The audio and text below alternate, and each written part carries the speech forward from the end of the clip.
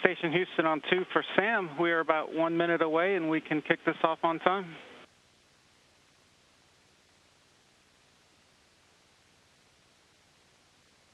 Okay, sounds great. Thank you.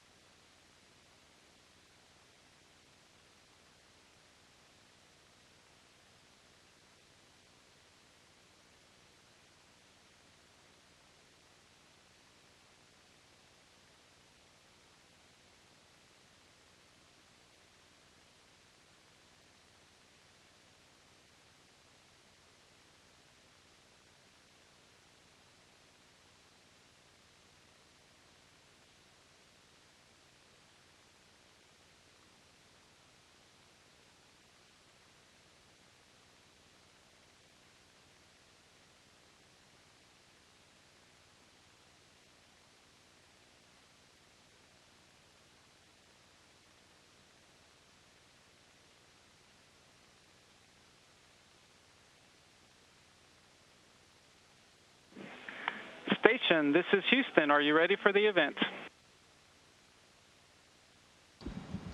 Houston, this is Station. I'm ready for the event. European Space Agency, this is Mission Control Houston. Please call Station for a voice check.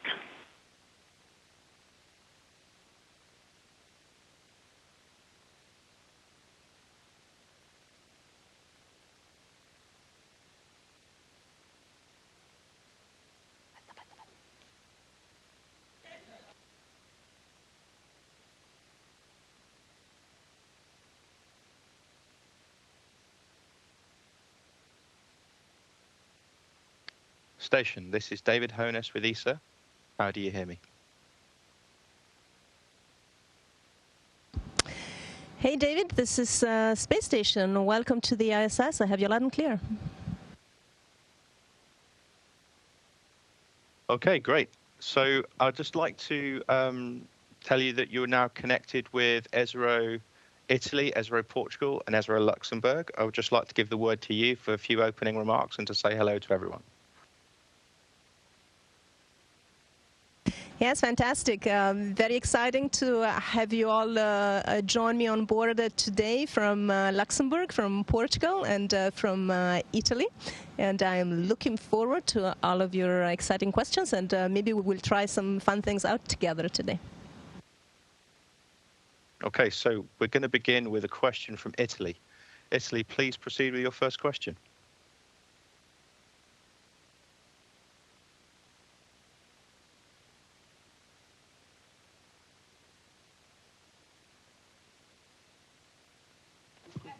Fai tutta la domanda intera.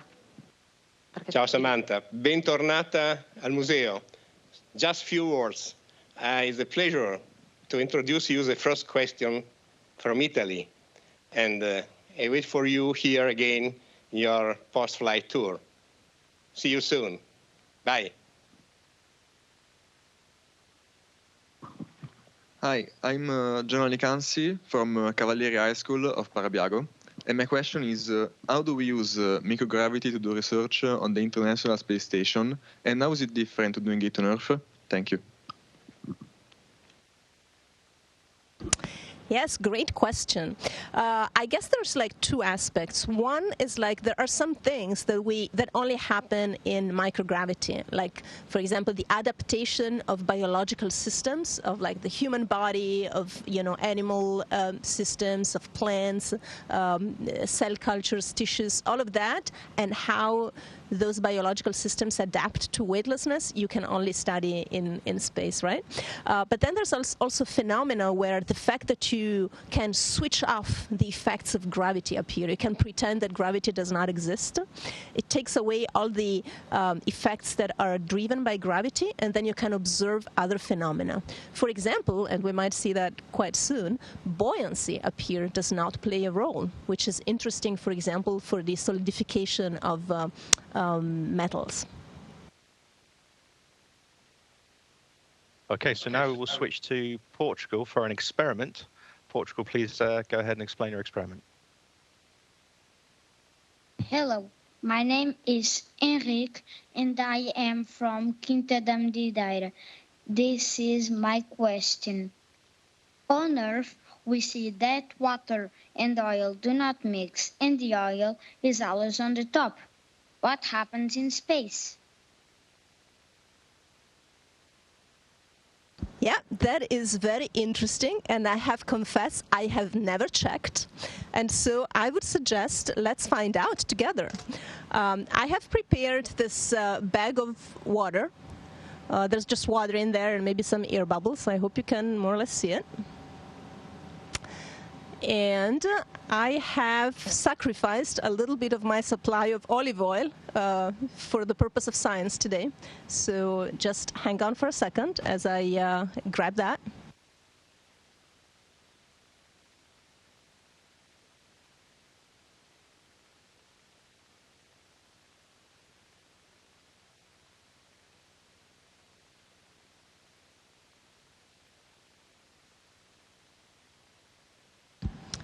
So I have a syringe with olive oil in my hand, and we're going to squirt it into that bag of water and see what happens.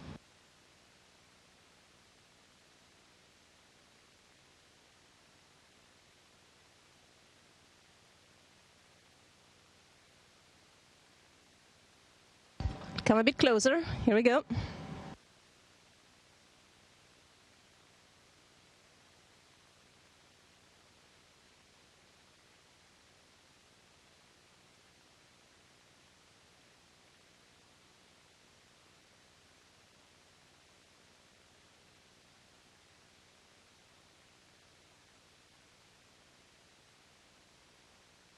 And now I would say let's mix a little bit. Let's shake it.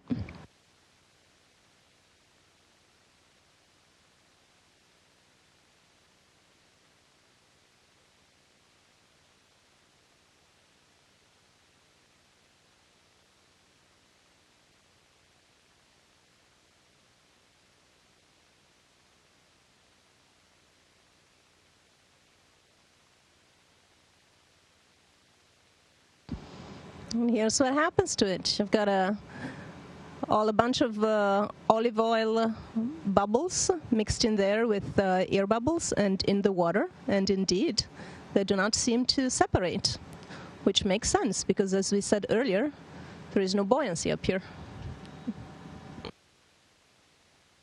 That's very good. Oh, wow. Thank you so much. Okay, so now we're going to switch to Luxembourg. Luxembourg, please proceed with your first question. Buongiorno, Samantha. We are here at Luxembourg Science Center and super excited talking to you. I'm here with Furkan. He is 10 years old and he has the following question to you. Does being in microgravity mean that tools used during a spacewalk, for example a hammer, work differently?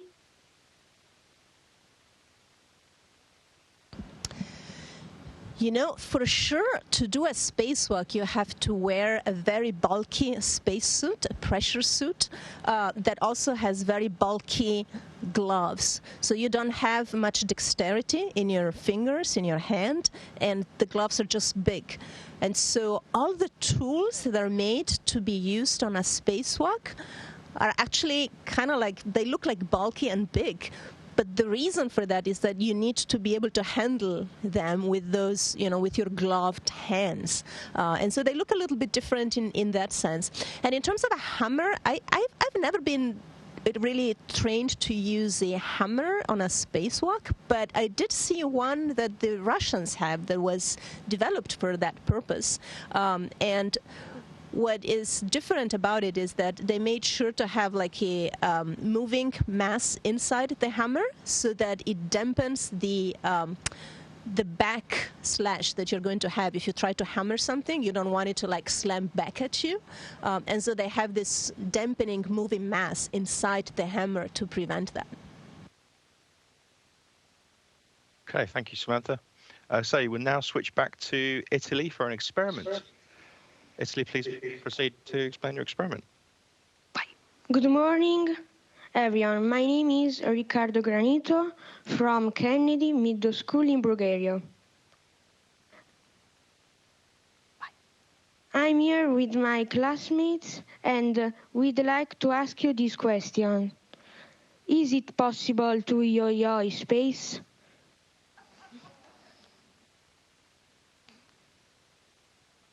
Yeah, that's an interesting question. I actually saw a video of a colleague of mine years ago doing some really cool yo-yo tricks. But he had like a yo-yo with a free spinning axle that could like stabilize itself gyroscopically. We'll talk about that here in a second. So I have a plain yo-yo here, and I can show you. I cannot do great tricks because I think a lot of those tricks rely on gravity, like, you know, walking the dog with no gravity pulling on the yo-yo.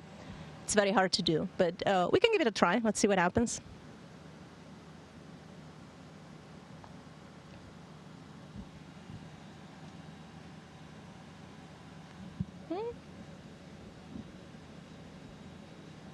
Let's see.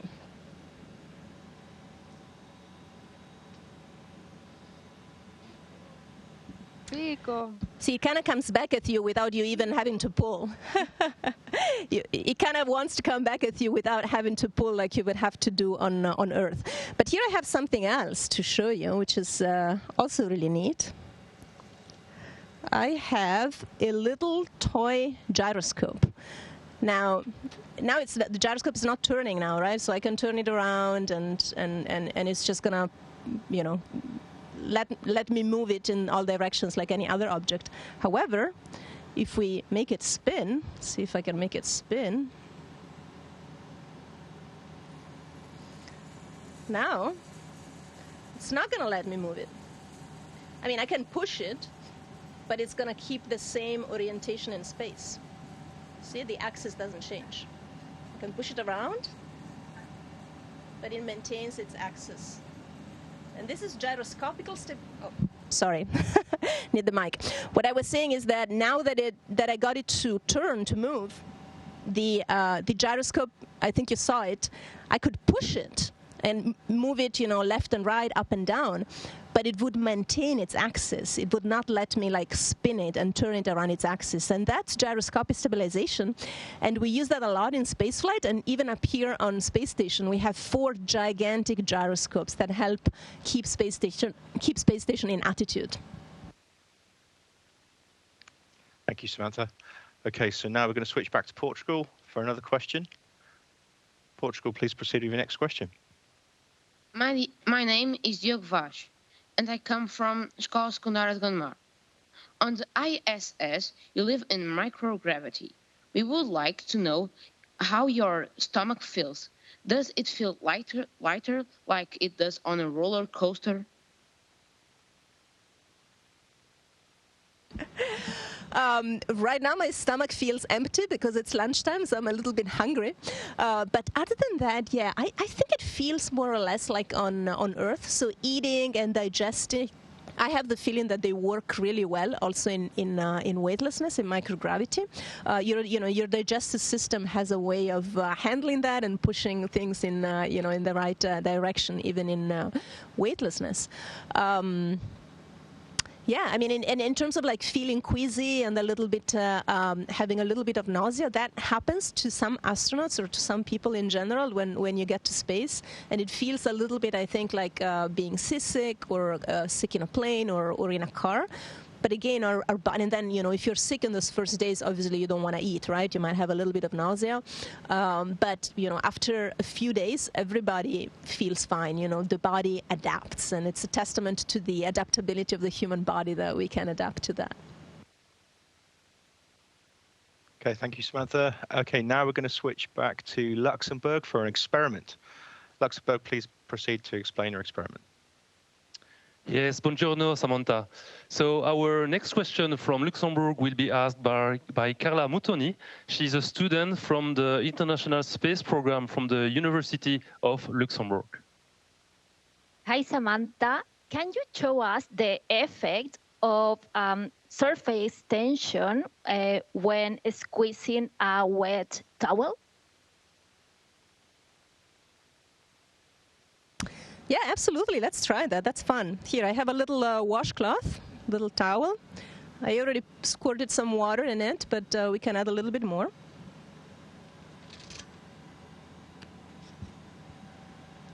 While I do that, I'm going to show you again the oil and the water after a while. See? They still didn't separate. Let's see.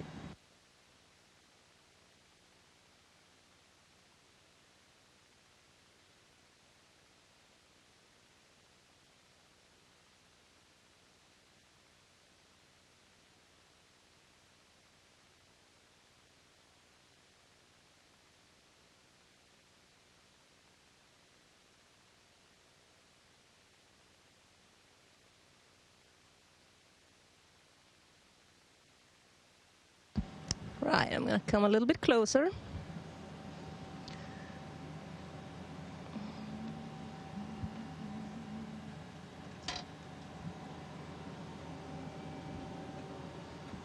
All right, here we go.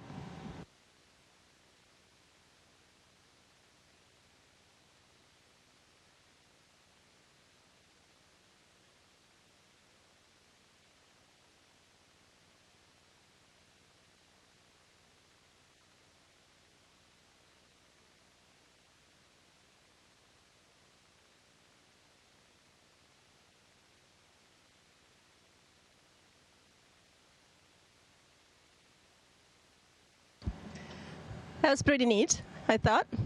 I hope you liked it. Okay, thank you, Samantha. Right, now we're going to switch back to Italy. Italy, please proceed with your next question.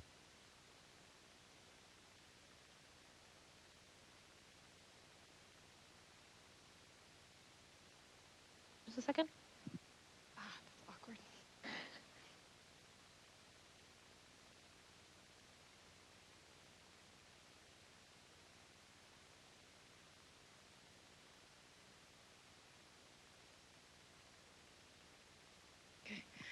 Hi, good day. My name is Salma Saifullah.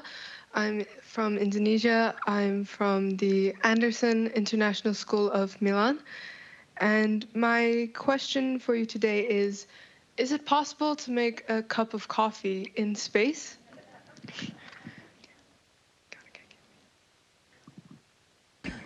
That is a very important question. And so you can make coffee in space. Usually we have coffee in pouches like this, so they come with coffee powder in there, and you just add water, and it's like instant coffee. A few years ago, we even had an espresso machine on board, and we could make a real espresso.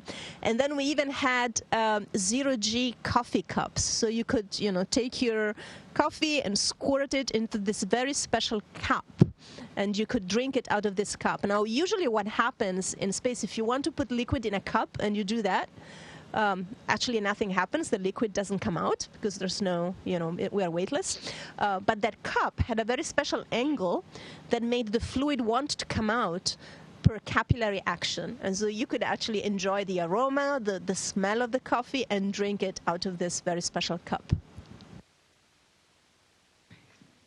Okay, thank you, Samantha.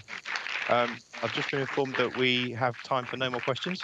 So I would just like to thank you for all your answers and just pass the word back to you for some closing remarks and to say goodbye to all the sites.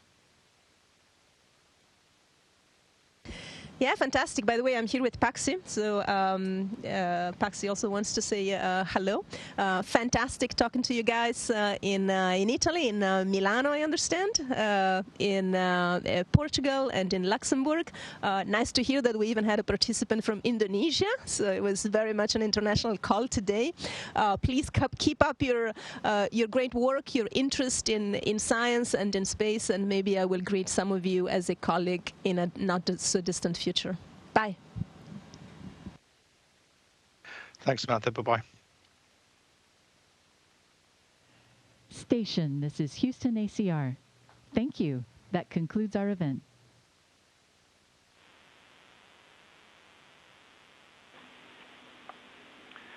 Thank you to all participants from ESA. Station, we are now resuming operational audio communications.